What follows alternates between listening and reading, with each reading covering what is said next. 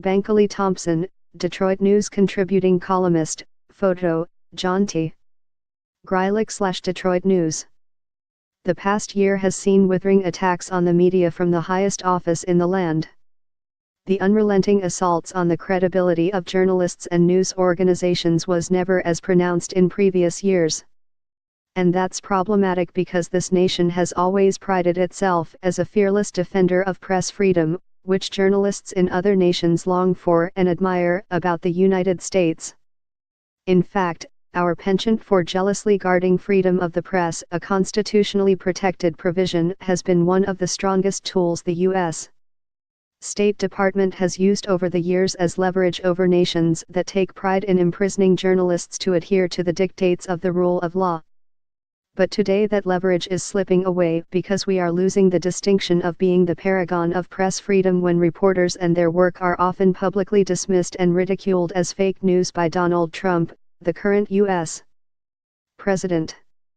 In the eyes of the world, such attempts to discredit the media occurred only in dictatorships or in nations where repressive governments have declared the press as the No.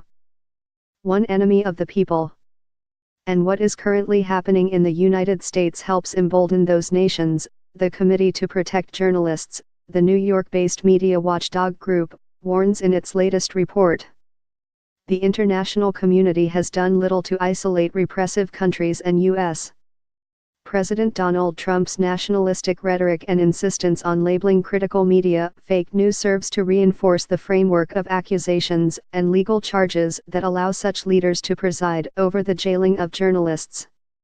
CPJ's 2017 census found the number of journalists jailed for false news doubled this year, to 21 cases, the report adds. The report noted, as of December 1, 2017, CPJ found 262 journalists behind bars around the world in relation to their work, an increase on last year's historical high of 259. Turkey is again the worst jailer, with 73 journalists imprisoned for their work as the country continues its press freedom crackdown. China and Egypt again take the second and third spot, with 41 and 20 cases respectively.